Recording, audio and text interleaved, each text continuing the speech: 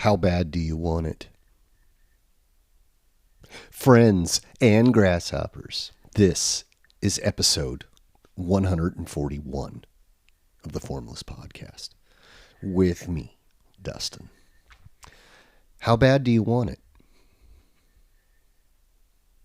How bad do you want it? This is something I ask myself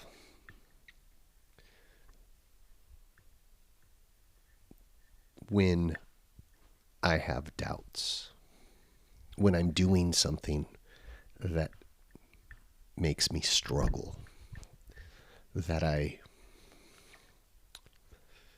begin to question what it is I'm doing.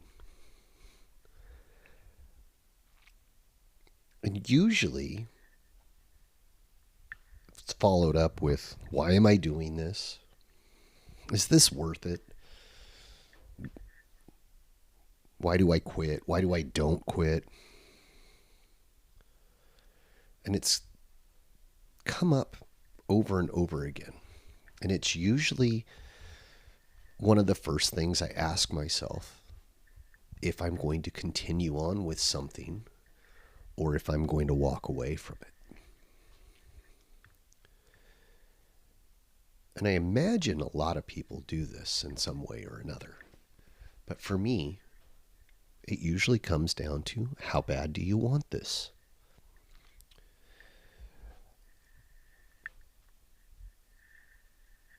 I use it with jobs, relationships. I've done it in martial arts. I've done this with projects. Most recently, I started a new job about 9 months ago, actually. And it's super stressful and overwhelming at times. It got really heavy. And I asked myself, like I always do, how bad do you want this? Well, the answer came pretty quickly. I got a mortgage to pay. I got bills that don't stop coming whether or not I'm making money. I got a family to feed. I got a wife to keep happy. So the answer there was, well, dummy, get to work. Overcome whatever obstacle this is and figure out a way to make it work. But other times it's not so simple. Other times you're doing something that's supposed to be good for you or healthy. Martial arts, for instance. Training, going through all the ranks, doing all the things, figuring it out. Some things come super easy. Other things come without a great deal of hard work. And figuring it out. The struggles of doing just that. Right before or right after I got my black belt, I had the opportunity to take a trip to Las Vegas. They used to do it. Century Martial Arts used to put on this show, and they called it the Martial Arts Super Show. It was in Vegas every year, and it was a huge event. People came from all over the world. There were people from England and Africa, and all over the place. Plus, all these martial arts superstars. Benny the Jet Urquidez was supposed to be there, and he wasn't. And I'm still kind of miffed about that. But Cynthia Rothrock was there, Bill Superfoot Wallace, Harinder Singh, just on and on and on. All these really great martial artists. And they did these breakout sessions where you could go train with them. And I got to do stretching, like a morning warm up with Bill Superfoot Wallace. Really awesome, super cool guy. He's almost 80 years old. He drops down and does the splits like it's nobody's business. Super flexible. Told stories and jokes the entire time for like an hour and a half while we're just stretching. It was really cool. I did a breakout session with Cynthia Rothrock. Really awesome. beautiful lady. She's an amazing martial artist, really talented. Did a whole bunch of different stuff with her. I did a thing with Chris Cyborg, MMA superstar from Brazil. Really awesome lady, super tough. But the one that got me and made me start to question, Harinder Singh.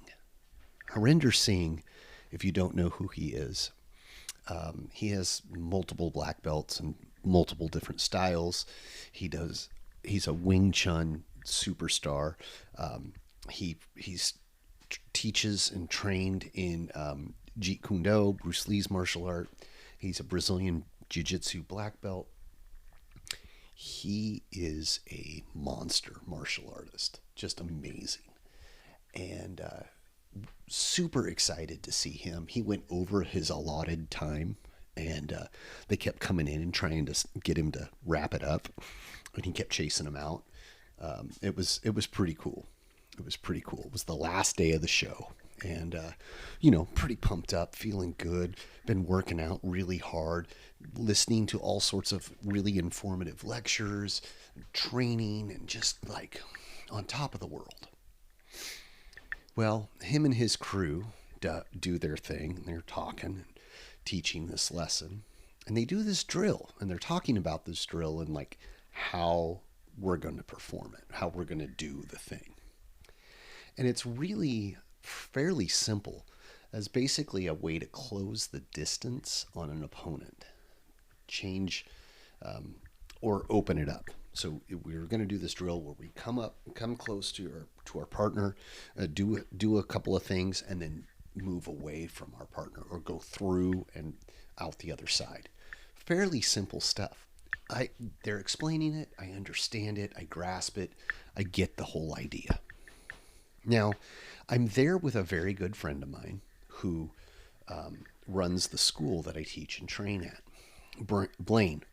Blaine Court's been on a couple of different episodes of our show. He's a great guy, an exceptionally talented martial artist in his own right. But we're here. We're doing the thing. And I just can't get it. I don't know. It's like all of a sudden, I didn't know how to walk. I couldn't figure it out. I couldn't make the thing happen. And it was super frustrating. And it was one of those things like the harder I tried, the worse I got. And immediately I start doubting myself. Immediately that little voice in my head is like, oh, you suck. You're not very good at this. You should quit now. My inner voice is sometimes very mean. Sometimes I can tell it to shut up and it listens. And other times, in this situation, it was really tough. It was really hard. There were a lot of people around. All of them martial artists. All of them considered talented.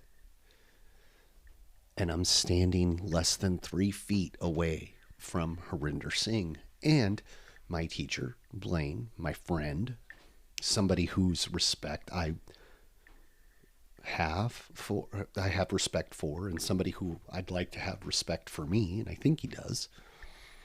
And I'm goofing this whole thing up. And Harinder is a really amazing teacher. There's probably 100 of us there, but he's going to each group and making sure they got it right and making sure that they're doing the thing and they're enjoying themselves and they're learning. And I've taken a couple of tips from him. When I teach, I try and do the same thing. I try and interact with every student on the mat because it's really important to me. But anyway, he's doing his thing and he's walking around and I'm kind of watching him out of the corner of my eye. And I'm trying to do the thing and I'm screwing it up and Blaine's giving me tips. And even Harinder comes over at one point and gives me a couple of tips. And then he's gone. And I'm like, oh, that hurt. That was my fault. He walked away because of me, right? Start doing all that stuff. Well, that doubt creeps in. You got to squash that. That's not what happened. He's got a room full of people. For me to sit here and think that he's paying attention to me over everyone else, over his wife and kids who were also there, over his school, which was there, his top teachers and top students. No, that was egotistical. Now we're getting off on a tangent, so I got to bring it back. How bad do I want it? Well, I buckled down, gritted my teeth, and I got a little bit better, and I think I understood it fairly well by the time we were done. We moved on, went on to the next thing. It was a good time.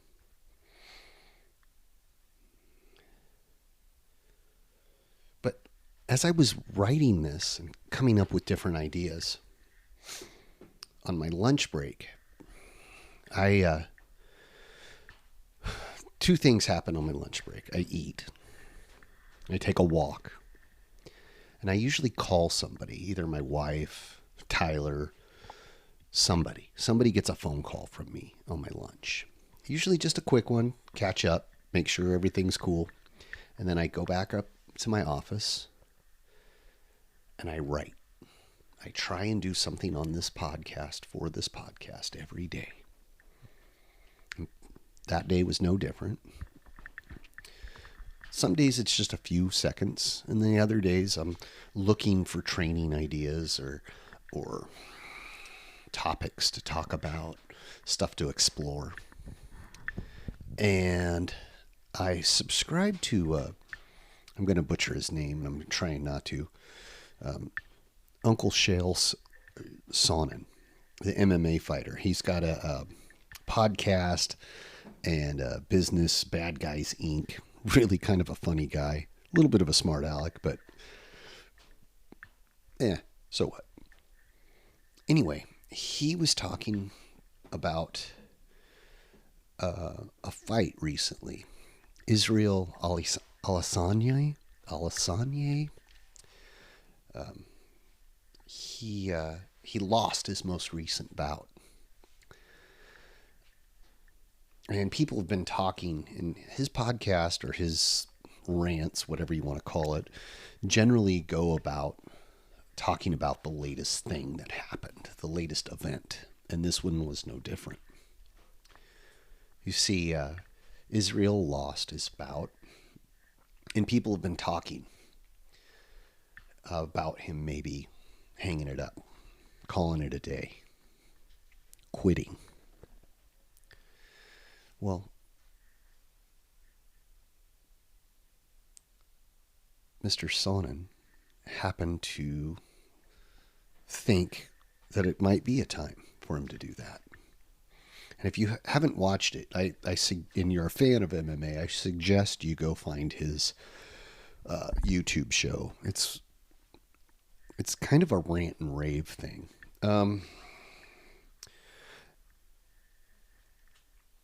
But he was going back and forth. Should he retire? Shouldn't he retire?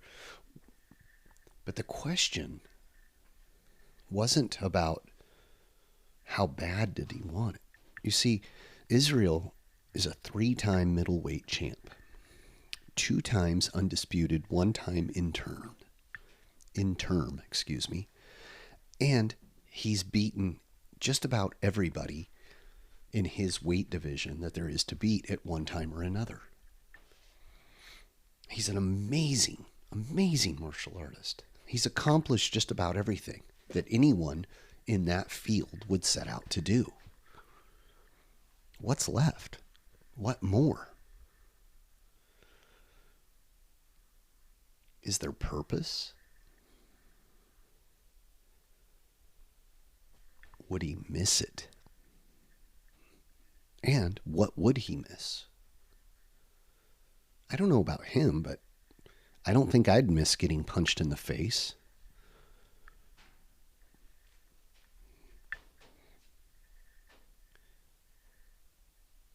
So I think after watching that, the question wasn't so much how bad do you want it, but more why do you want it?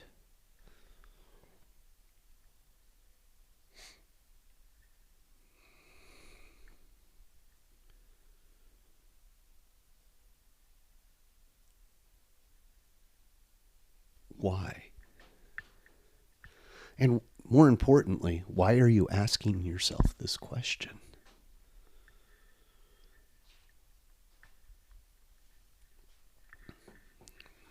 Which got me even thinking more. And then it hit. It's not the fact that I don't think I can do it, or I don't think I'm able to. It's my ego. My feelings got hurt. Or I hurt my own feelings by comparing myself to everyone else. Thinking everyone else is watching.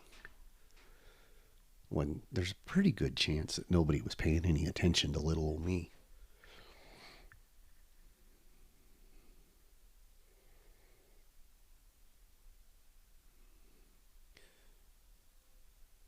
The more I think about this, the more I think about the fact that this internal questioning happens to be because I'm being emotional about something, about some problem. Why is this happening to me? As opposed to, how can I overcome this? How do I deal with this thing that's giving me this struggle? How could I handle this better? How do I get past this problem? How do I get around it? Not, oh, poor pitiful me.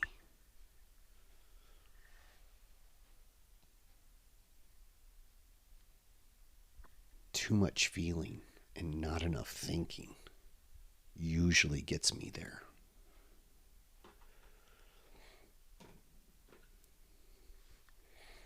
So, what started out as one way, how bad do you want it? After watching this video about Israel, the MMA fighter, I kind of changed it, kind of thought about it in another way. Because Shao was talking about how the thing that Israel needs to do is question what's left. What more does he want out of his career? Does he want another belt? Does he want to keep fighting? Why? He's got enough money. He's proven his point to over and over again. He's one of the best. He'll go down in history as one of the best. Why not hang it up? Move on to coaching. Start a real estate business. Move on. He could do 100 other things.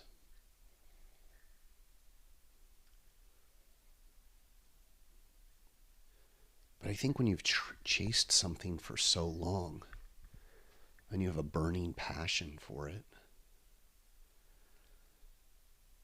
that some people can't just give up the ghost.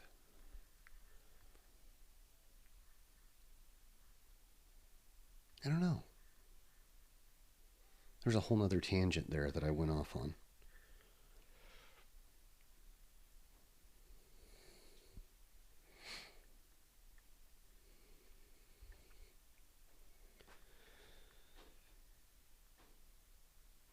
You know, some days I can go days without asking that question. Things just come. You get into the flow of things and things are happening and you just do them. You take care of each problem as it comes and it's no big deal. On the hard days, that's when the questions come up. That's when, how bad do you want it? Or, in this case, why do you want it?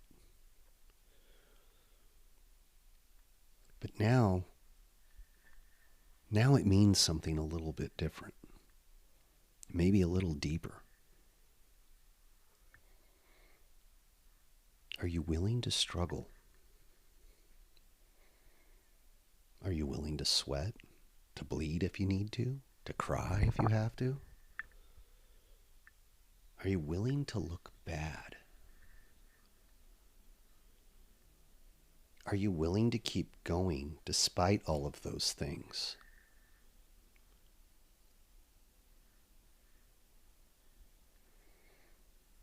So it's not just how bad do you want it, but why are you still choosing this?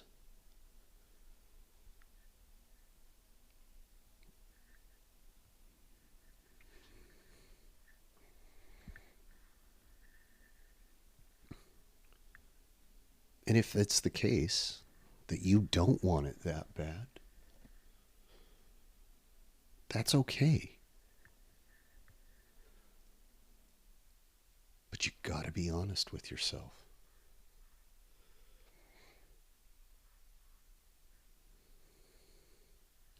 Doubt always creeps in, and I don't care who you are or who you talk to. Everyone doubts things. Everyone doubts themselves at times.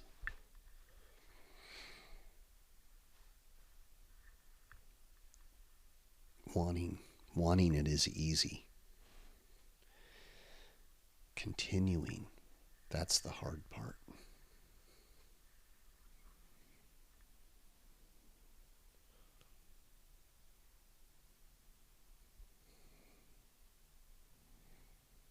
That's the hard part.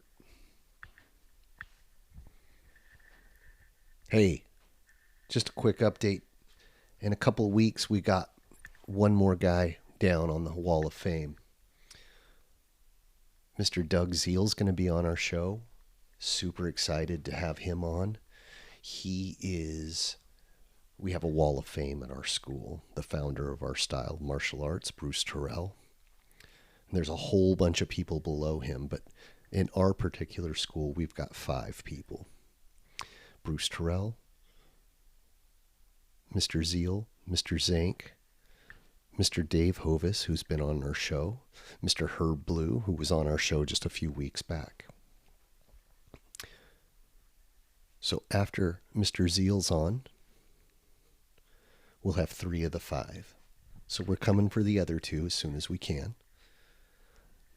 We're going to get into the histories of our school, the history of the style, where it came from, why it's there, what was the purpose. Hopefully it'll be a fun one and a good deep dive into some burning questions that I've had for a while. Tyler will be back next week. We've got an episode coming up here soon with Mr. Blaine Court, my good friend and teacher. And we got some things going on in the works with Mr. Randall Davis of Kung Fu Conversations. We're trying to find a way to get him out to our school in Anderson, California, and maybe do a little Wing Chun, maybe do a seminar, maybe do some fun stuff. And so stay tuned for that, because news will be coming on to that pretty soon, and more information will be available as we get it. Anyway, I hope you have a wonderful evening, morning, wherever you're listening to this. I hope the sky is blue, the grass is green, and you're having a wonderful day.